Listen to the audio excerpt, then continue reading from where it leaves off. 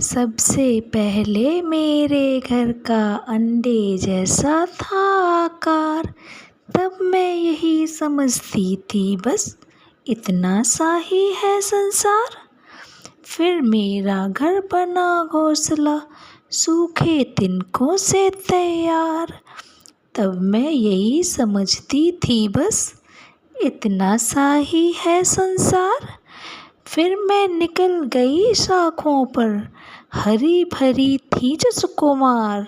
तब मैं यही समझती थी बस इतना सा ही है संसार।